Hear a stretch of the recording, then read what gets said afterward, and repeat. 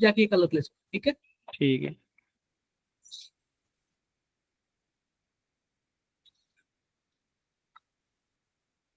Forty four आप लोग try करना, ग्रुप में पूछ लेना, ठीक है।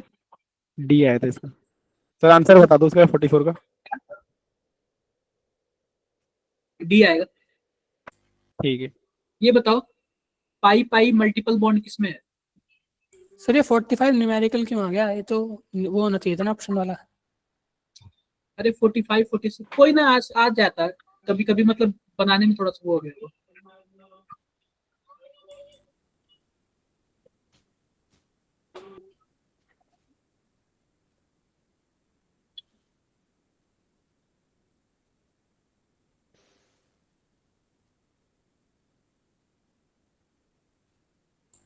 सर इसका 3 था 45 का। इसका भी आप लोग ट्राई करना, मेरे से पूछ लेना, ठीक है, ग्रुप में ही पूछ करेक्ट लेना। बता दो सर आंसर इसका। क्या करंट आंसर आंसर 3 था इसका। निकालना पड़ेगा, इसमें आंसर नहीं दिया हुआ है। अच्छा। इसमें ना करेक्ट आंसर इसका पूरा सॉल्व करना पड़ेगा। जैसे कि मान लो यहाँ पे SO2 हो गया ना, यह होता है sp2, ठीक है। अब sp2 में क्या होता है, इसमें 1 पी पाई होता है, और जो इसका दूसरा बॉन्ड होता है वो क्या होता है, पी पाई डी पाई होता है। तो हमसे क्या पूछा है, पी पाई डी पाई मल्टीपल बॉन्ड पूछा है। How many of the following have P pi D pi multiple bond? तो SO2 में तो फिक्स हो गया पी पाई डी पाई है। नहीं सर, उसमें तो सिंगल बॉन्ड हुई ना, वो क्यों कैलकुलेट करेंगे? अच्छा मल्टीपल बॉन्ड पूछा है ना, इसमें केवल एक ही बॉन्ड ऐसा है जो कि पी पाई क्या है, पी डी पाई। पाई डी पाई। ये तो नहीं होगा। अब SO3 में देख लो, एक तो हमारे पास क्या होगा, पी पाई, और दूसरा क्या होगा, P pi D pi. Clear है क्या? Yes sir. तो इसमें मल्टीपल मिल जाएंगे ना, P pi D pi. Yes sir. हाँ इसमें सर। ऐसे ही इसमें भी हो जाएगा, पी पाई डी पाई है। इसमें भी SO2 4 में भी पी पाई डी पाई भी है। Yes sir. इसमें केवल और केवल एक ही में है, ये नहीं होगा, ठीक है। और इसमें इसमें भी भी नहीं हमारे पास होगा। केवल एक ही में है, इसमें भी नहीं होगा। 3 आ ये जाएंगे आपको सर। चेक करना पड़ेगा। ऐसे भी क्वेश्चन आएगा तो मैं आपको यही बोलूंगा कि छोड़ देना, ठीक है। जी सर। अगर ऐसे भी आएगा तो आप लोग क्या करना, कंफ्यूजन में मत पड़ना, साइड हो जाना। चलो ये वाला बताओ, 46 बताओ। कौन सा सर? 46 ये नहीं किया था सर। सर ये हो नहीं रहा था। देख रहा हूँ।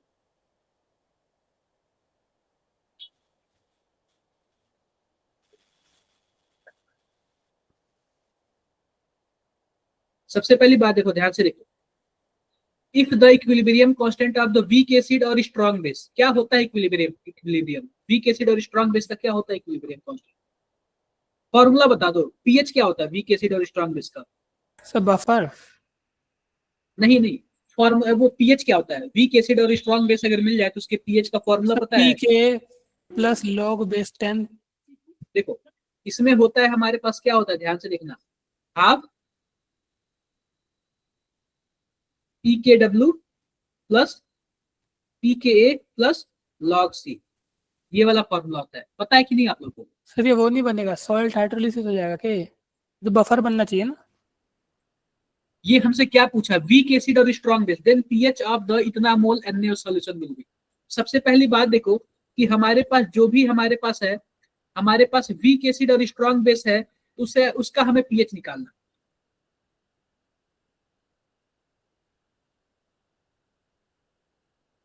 नहीं क्लियर हुआ? सर हो गया वैसे सर, अगर ये भी मान तो लो, लिख दिया, ये सब भी तो निकल ही थी। तुमको बता रहे, अगर मान लो हमारे पास वीक एसिड है, कोई भी एग्जांपल ले लो, NH4OH, और स्ट्रॉन्ग, सॉरी ये वीक एसिड बोला है ना, मैं ये ले लेता हूँ, वीक एसिड बोला है तो मैं ये लेता हूँ, CH3COOH, और स्ट्रॉन्ग बेस यानी कि NaOH बोल दिया। अब ये बताओ इन दोनों को मिलाकर कोई ना कोई सॉल्ट बनेगा क्या? Yes sir. CH3COO Na बनेगा क्या? यस तो सर। वो यही तो है ना, और इसका कंसंट्रेशन कितना है, 0.1 है। तो बोल रहा है इसका पीएच क्या होगा? तो सिंपल सी बात, यही वाला फॉर्मूला लगाओ, वीक एसिड और स्ट्रॉन्ग बेस का, PKW 14 हो जाएगा, PKA कितना हो जाएगा हमारे पास, PKA का वैल्यू कुछ दिया है क्या? नहीं दिया है। ये बताओ पी के ए बराबर क्या होता है? माइनस लॉग के ए होता है क्या? Yes sir. बोलो। के ए का वैल्यू 10⁻9 है।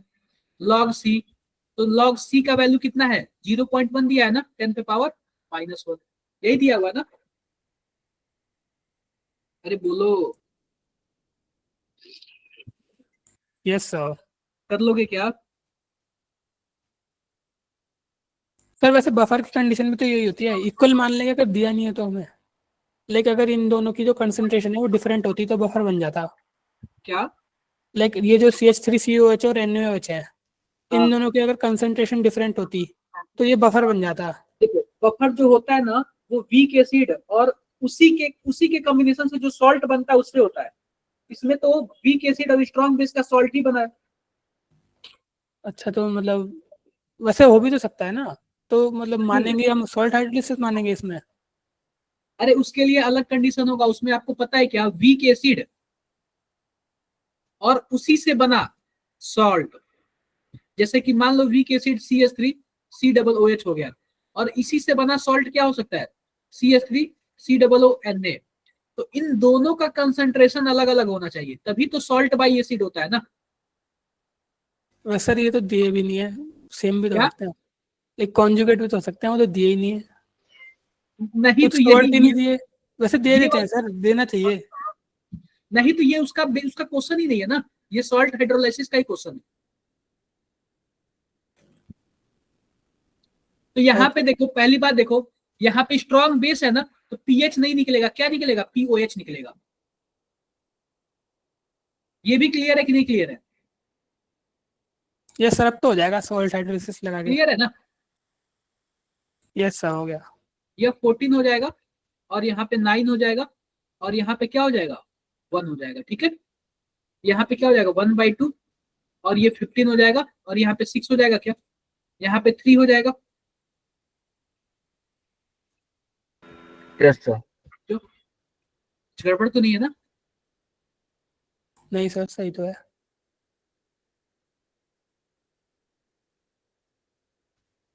गड़बड़ तो नहीं है ना इसमें?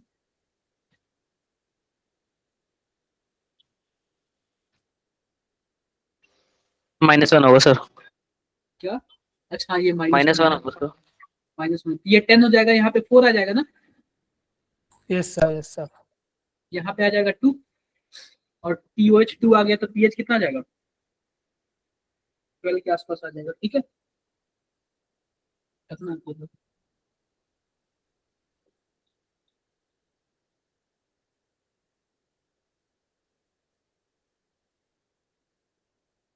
ये बताओ, 48 नंबर बताओ। इसका भी ये 3 आया था सर। Yes sir. 49 इजी है, काफी इजी है, ठीक है। 48 49 का 3 डायरेक्ट। आंसर है ना सर? क्या? 48 क्वेश्चन का 3 आंसर है ना?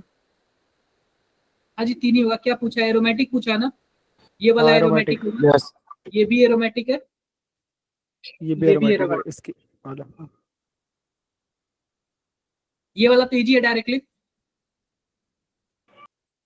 सर एक 46 वाला क्वेश्चन जो है, हाँ 47 सर सुन पा रहे हो आप मुझे? हाँ जी सुन पा रहा हूँ। 0 हाँ पॉइंट हाँ। ग्राम ऑफ इतना tablet added to neutralize 5 produce if is too much of a then percentage purity of NaOH। कैसे करोगे आप लोग बताओ? देखो, कभी भी परसेंटेज प्योरिटी निकालना हो ना, तो आप लोग क्या करना, आप लोग ये देखना, प्योर सबस्टेंस ऊपर लेना, और नीचे क्या लेना? Total mass. यही आपका परसेंट, और इंटू आप 100 से कर देना, टोटल क्या निकल जाएगा? परसेंटेज प्योरिटी निकल जाएगा। ट्राई करोगे आप लोग इसको? ये बस सर बताओ। डायरेक्ट फॉर्मूला बेस है। हाँ डायरेक्टली फॉर्मूला बेस पे। ये बताओ 0.14 ग्राम ये टोटल हो गया ना। अब हमें यह न्यूट्रलाइज कर दिया, न्यूट्रलाइज कर दिया तो परसेंट इसका प्योर कितना बचेगा प्योर, जब न्यूट्रलाइज कर दिया तो। ये थोड़ा ट्राई करना आप लोग, ठीक है, हो जाएगा, फिर बता देना आप लोग मेरे से। ये बताओ जरा, 50 नंबर बताओ, 50 नंबर। सर 118 है। 118 लास्ट।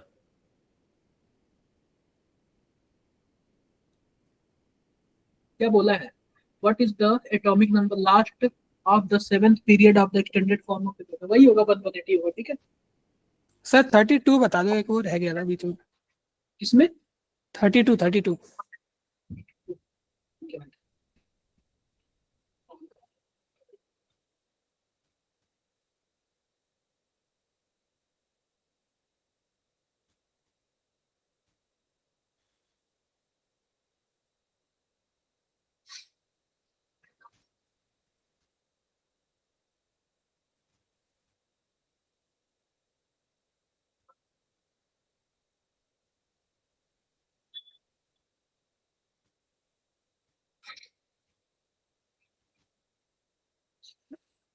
अब जैसे कि देखो हमारे पास क्या है, NaHCO3 है। इसको अगर हम न्यूट्रलाइज कराएंगे हाइड्रोक्लोरिक एसिड यानी HCl के साथ, तो क्या बनेगा हमारे साथ रिएक्शन, किसी को पता है क्या? नहीं पता, जो भी हो। यह बोल रहा है कि हमारे पास क्या है, यह XMl है और यह कितना है, YMl है, ठीक है। अब बोल रहा है XMl of the same solution would required for complete neutralization YMl of sodium hydroxide whose molarity is same that of hydrochloric acid. Reason देखो, sodium bicarbonate is an amphoteric salt so can neutralize by either strong acid और strong base. ये बताओ क्या ये amphoteric है फिर क्या है ये? सर ये नहीं पता, ये कौन से चैप्टर में है सर ये? सर एम्फोटेरिक है तो। एम्फोटेरिक है, ठीक है। सर एम्फोटेरिक ये का है कौन से मतलब, चैप्टर में सर? लेकिन याद करना है ये एम्फोटेरिक। हाँ जी, ये सब चीजें ना आपका एसिड बेस से होता है, ये सब आपको 10th और 11th में भी मिलता है। अच्छा, तो पुरानी नॉलेज है। नहीं, मुझे लगा क्या? एस ब्लॉक का, ये एस ब्लॉक का है शायद। रियल बताओ ना, रियल बताओ तो ऐसे क्वेश्चन नहीं आता है, आप लोग इसको हटा सकते हो माइंड से, ठीक है। ओके सर, वैसे सर इसका आंसर क्या है? लेकिन आंसर वो क्या है सर होते इसका? हैं एम्फोटेरिक होते हैं वो। क्या क्या बोल रहे हो? ये NaHCO3 जो सोडियम बाइकार्बोनेट होता है वो एम्फोटेरिक होता है। इसका आंसर डी आता है। Okay sir. सर NaHSO3 वो क्या होता है? Na सर NaHSO3 SO3, ये देखो सिंपल सी बात होती है ना, जैसे कि मान लो हमारे पास H2SO4 है ना, तो H2SO4 में से एक हाइड्रोजन निकलेगा तो HSO, या फिर अगर इसमें से OH भी निकल जाता है ना तो क्या बनता है हमारे पास SO3। आप लोग ये बताओ, आप लोगों ने वो काम कराया है क्या, सल्फोनेशन? सल्फोनेशन कराया, क्या जुड़ता है, HSO3H ही तो जुड़ता है ना, यस सर। तो इस पे आता है माइनस, तो सोडियम आके जुड़ जाता है, ये सॉल्ट होता है जनरली, ठीक है। सर इट मीन्स कि वो न्यूट्रल होता है। क्योंकि यह एसिड होता है और किसी बेस का आके यह जुड़ जाएगा तो सॉल्ट हो जाता है। Okay sir. बाकी आप लोग ग्रुप में पूछ लेना जो भी पूछना होगा, ठीक है। ओके साहब। Yes sir.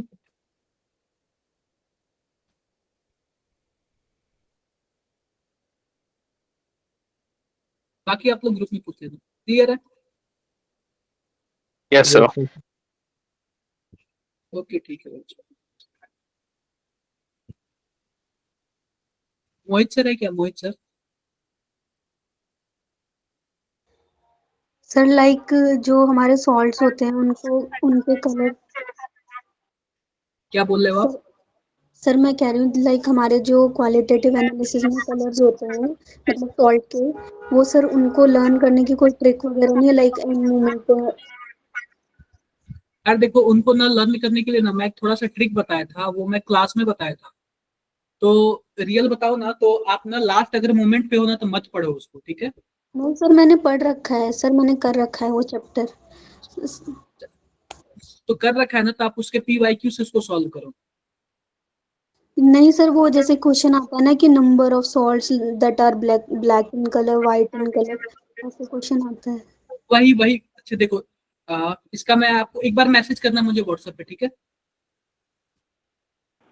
ओके एक सर। सर बार ना 3 दिन रह गया है, क्या करें? कोई ऐसा चैप्टर है जो मतलब परफेक्ट कर सकते हैं? क्या रह सब गया तो है? हो ही गया है। सर मैं कह रहा हूँ 3 दिन रह गए हैं, मतलब समझ नहीं आ रहा कहाँ से स्टार्ट करें, सब तो हो आप ही गया जितना है। पढ़े हो ना, जितना पढ़े हो बस वही रिवीजन करो, एक दिन ऑर्गेनिक, एक दिन इनऑर्गेनिक, एक दिन फिजिकल। ठीक है। ज्यादा कुछ मत और सोचो। क्वेश्चन तो अब नहीं लगाए, अब तो बंद कर दिए ना? हाँ हाँ, जितना भी पढ़े हो बस उतना ही पढ़ो, ज्यादा कुछ एक्स्ट्रा मत सोचो। ठीक है सर। ठीक है, क्लियर है? यस सर, क्लियर है। ठीक है Yes, ठीक sir. है ठीक है बच्चों, मिलते हैं फिर आप लोग, तब तक के लिए bye bye. Bye Bye, sir, sir. Thank good evening sir. Thank you, sir. Good evening.